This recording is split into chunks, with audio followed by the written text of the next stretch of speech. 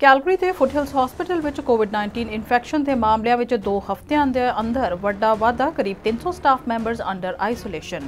ਕੋਵਿਡ-19 ਕਾਰਨ ਕੰਮਾਂਕਾਰਾਂ ਤੋਂ ਫਾਰਗ ਆਰਥਿਕ ਤੰਗੀਆਂ ਚੱਲ ਰਹੀ ਕੈਨੇਡੀਅਨਸ ਲਈ ਫੈਡਰਲ ਸਰਕਾਰ ਦਾ ਨਵਾਂ ਬਿੱਲ ਹੋਇਆ ਸਰਬਸੰਮਤੀ ਨਾਲ ਪਾਸ। ਤੇ ਕੈਨੇਡਾ ਕਰ ਰਿਹਾ ਹੈ ਸਪਾਊਸਲ ਐਪਲੀਕੇਸ਼ਨ ਦੀ ਪ੍ਰੋਸੈਸਿੰਗ ਤੇਜ਼। ਤੁਸੀਂ ਵੇਖ ਰਹੇ ਹੋ ਪ੍ਰੋਗਰਾਮ ਖਬਰਸਾਰ ਹਫ਼ਤਾਵਾਰ। ਮੈਂ ਅਮਨਿੰਦਰ ਕਰੇਵਾਲ।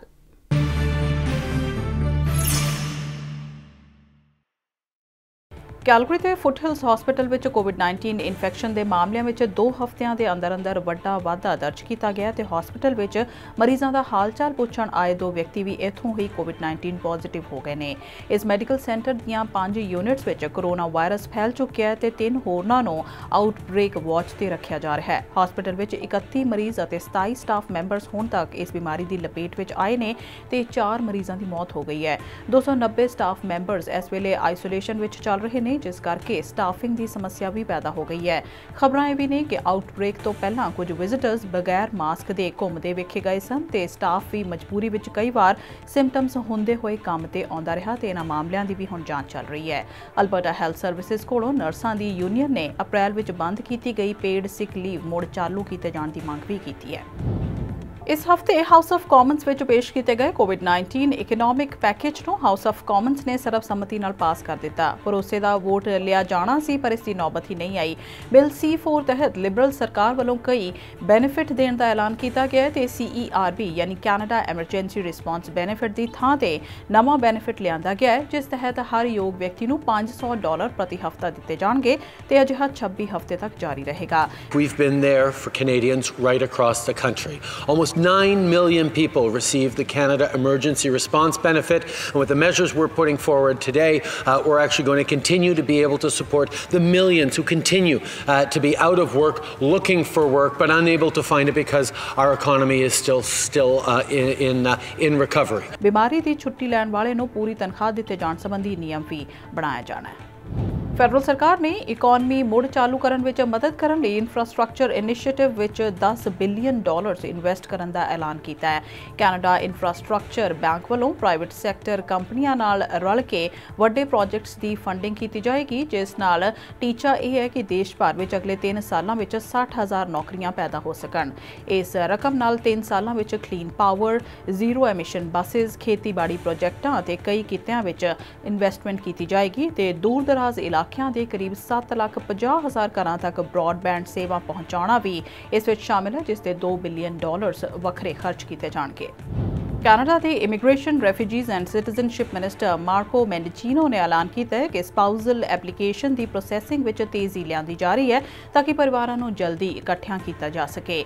ਪੇਸ਼ ਹੈ Red FM Calgary news director Rishi Nagar ਤੋਂ ਹੋਰ ਜਾਣਕਾਰੀ। ਜੀ ਰਿਸ਼ੀ ਜੀ, ਕੀ ਖਬਰ ਹੈ? ਜੀ ਮਨਿੰਦਰ, ਕੋਵਿਡ-19 ਦੇ ਚਲਦਿਆਂ ਇਮੀਗ੍ਰੇਸ਼ਨ ਦਾ ਸਾਰਾ ਕੰਮਕਾਰ ਠੱਪ ਹੋ ਕੇ ਰਹਿ ਗਿਆ ਸੀ ਤੇ ਵੱਖ-ਵੱਖ ਕੈਟੇਗਰੀਜ਼ ਵਿੱਚ ਦਿੱਤੀਆਂ ਗਈਆਂ ਐਪਲੀਕੇਸ਼ਨਸ ਦੀ ਪ੍ਰੋਸੈਸਿੰਗ ਵੀ ਲਗਭਗ ਰੁਕੀ ਹੋਈ ਸੀ। ਇਮੀਗ੍ਰੇਸ਼ਨ, ਰੈਫਿਊਜੀਜ਼ ਤੇ ਸਿਟੀਜ਼ਨਸ਼ਿਪ ਮਹਿਕਮੇ ਨੇ ਦੱਸਿਆ ਹੈ ਕਿ ਪਰਿਵਾਰਾਂ ਨੂੰ ਇਕੱਠੇ ਕਰਨ ਦਾ ਕੰਮ ਸਰਕਾਰ ਹੁਣ ਪਹਿਲ ਦੇ ਆਧਾਰ ਤੇ ਕਰ ਰਹੀ ਹੈ। ਮਿਨਿਸਟਰ ਮਾਰਕੋ ਮੈਂਡੀਚੀਨੋ ਦਾ ਕਹਿਣਾ ਹੈ ਕਿ ਫੈਮਿਲੀ ਰੀਯੂਨੀਫਿਕੇਸ਼ਨ ਕੈਟੇਗਰੀ ਵਿੱਚ ਪਤੀ ਜਾਂ ਪਤਨੀ ਦੀ ਸਪਾਂਸਰਸ਼ਿਪ ਵਾਸਤੇ ਆਈਆਂ ਦਰਖਾਸਤਾਂ ਨੂੰ ਪਹਿਲ ਦੇ ਆਧਾਰ ਤੇ ਨਿਪਟਾਇਆ ਜਾ ਰਿਹਾ ਹੈ। ਉਹਨਾਂ ਨੇ ਕਿਹਾ ਕਿ ਇਸ ਕੰਮ ਵਿੱਚ 66% ਤੇਜ਼ੀ ਲਿਆਂਦੀ ਗਈ ਹੈ। ਮਨਿੰਦਰ ਜੀ, ਇਸ ਕੰਮ ਵਿੱਚ ਜਿਹੜੀ ਨਵੀਂ ਗੱਲ ਇਹ ਹੈ ਉਹ ਹੈ ਕਿ ਸਰਕਾਰ ਨੇ ਨਵੀਂ ਤਕਨੀਕ ਦੀ ਵਰਤੋਂ ਸ਼ੁਰੂ ਕੀਤੀ ਹੈ। ਪੇਪਰ ਐਪਲੀਕੇਸ਼ਨਸ ਨੂੰ ਪਹਿਲਾਂ ਡਿਜੀਟਲਾਈਜ਼ ਕੀਤਾ ਜਾਂਦਾ ਹੈ ਤੇ ਫਿਰ ਇਸ ਨਾਲ ਉਹਨਾਂ ਦੀ ਪ੍ਰੋਸੈਸਿੰਗ ਤੇਜ਼ ਹੋ ਰਹੀ ਹੈ। ਸਿਹਤ ਹਦਾਇਤਾਂ ਨੂੰ ਖਿਆਲ ਵਿੱਚ ਰੱਖਦਿਆਂ ਕਰਮਚਾਰੀ ਦਾ ਦਫ਼ਤਰ ਵਿੱਚ ਆਉਣਾ ਜ਼ਰੂਰੀ ਨਹੀਂ, ਉਹ ਜਿੱਥੇ ਵੀ ਹੈ ਕੰਮ ਉੱਥੇ ਭੇਜ ਦਿੱਤਾ ਜਾਂਦਾ ਹੈ।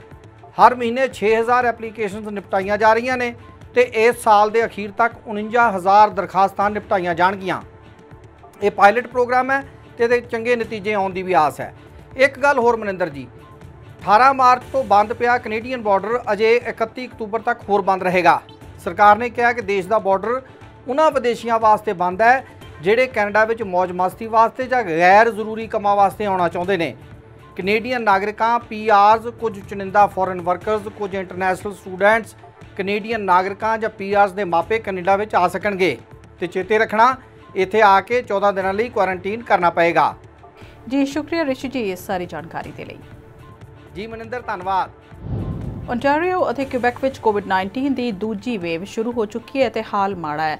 ਓਨਟਾਰੀਓ ਵਿੱਚ ਇਸ ਹਫ਼ਤੇ ਰੋਜ਼ਾਨਾ ਕੋਵਿਡ-19 ਦੇ 500 ਤੋਂ 700 ਪਲੱਸ ਵਿਚਾਲੇ ਕੇਸ ਦਰਜ ਹੋ ਰਹੇ ਨੇ ਤੇ ਜੇ ਪੂਰਾ ਹਫ਼ਤਾ ਹਾਲ ਇਹੀ ਰਿਹਾ ਤੇ ਸਿਹਤਮਾਰਾਂ ਦਾ ਅੰਦਾਜ਼ਾ ਹੈ ਕਿ ਅਕਤੂਬਰ ਦੇ ਪਹਿਲੇ 2 ਹਫ਼ਤਿਆਂ ਦੌਰਾਨ ਓਨਟਾਰੀਓ ਵਿੱਚ ਰੋਜ਼ਾਨਾ 1000 ਕੇਸ ਵੀ ਆ ਸਕਦੇ ਨੇ।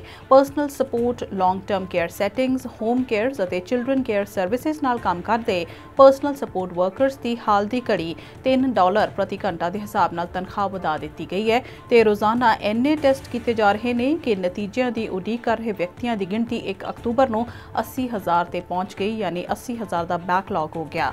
ਇਸ ਹਫ਼ਤੇ ਸਭ ਤੋਂ ਵੱਧ ਮਾਮਲੇ ਗ੍ਰੇਟਰ ਟੋਰਾਂਟੋ ਏਰੀਆ ਤੋਂ ਆ ਰਹੇ ਨੇ ਤੇ 60% ਮਰੀਜ਼ਾਂ ਦੀ ਉਮਰ 40 ਸਾਲ ਤੋਂ ਘੱਟ ਹੈ, ਜੋ ਚਿੰਤਾ ਦਾ ਵਿਸ਼ਾ ਹੈ।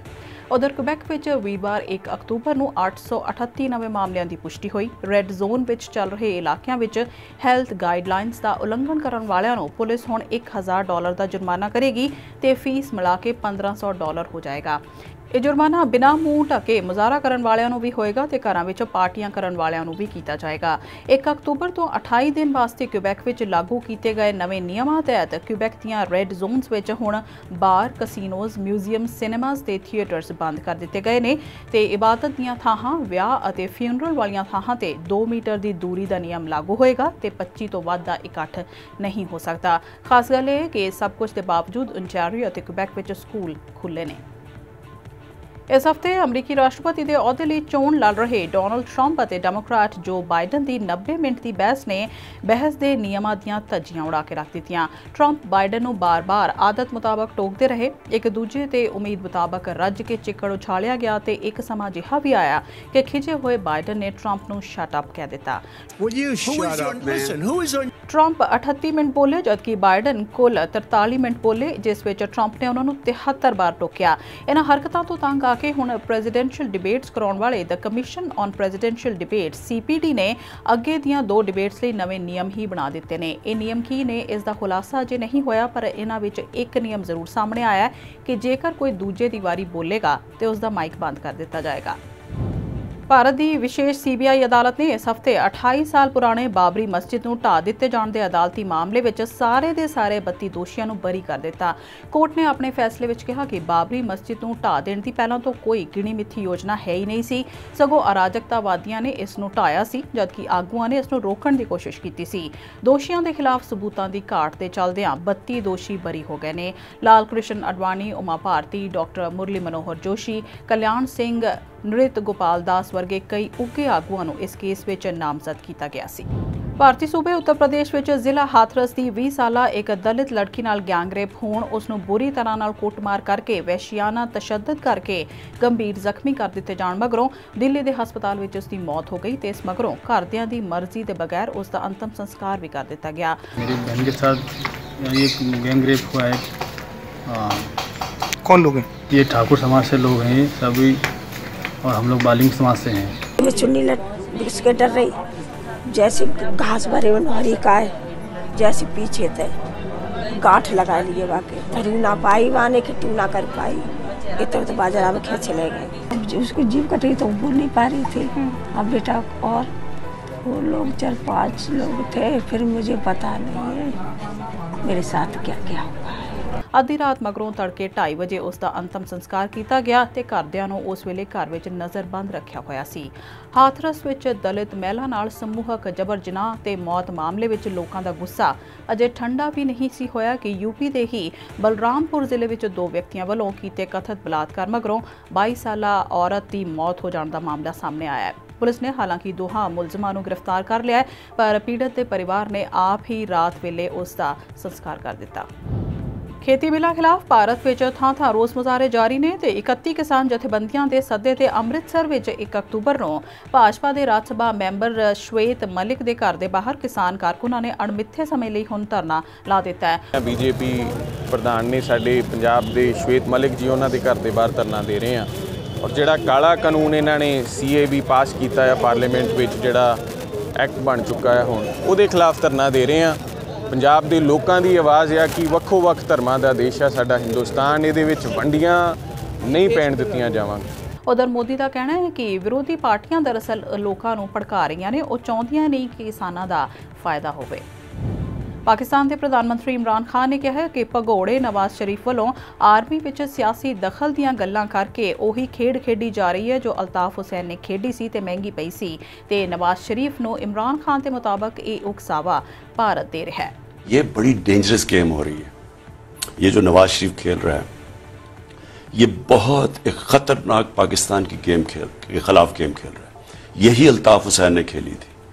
इनके पीछे 100% मैं आपको वाजे कहता हूं कि इस तरह हिंदुस्तान इसकी पूरी मदद कर रहा है। इसमें बरतानवी सरकार ने मुल्क विच शरण मंगण वालियां नूं एटलांटिक सागर विच दूर दुराडे ज्वालामुखी टापू एसेशन आइलैंड ते भेजण दी एक तजवीज़ तैयार की है। एटलांटिक सागर यूके तो 4000 मील लगभग 6435 किलोमीटर दूर दस्सिया जांदा है। आलोचकों ने बरतानवी सरकार की इस योजना नूं गैर मनुखी ते बुरा सपना करार दिता है। इस हफ्ते दीआं कुछ वड्डियां खबरां। अगले हफ्ते फिर होएगी मुलाकात। तुसीं वेख रहे सी प्रोग्राम खबरसार हफ्तावार। मनिंदर नूं दिओ इजाजत।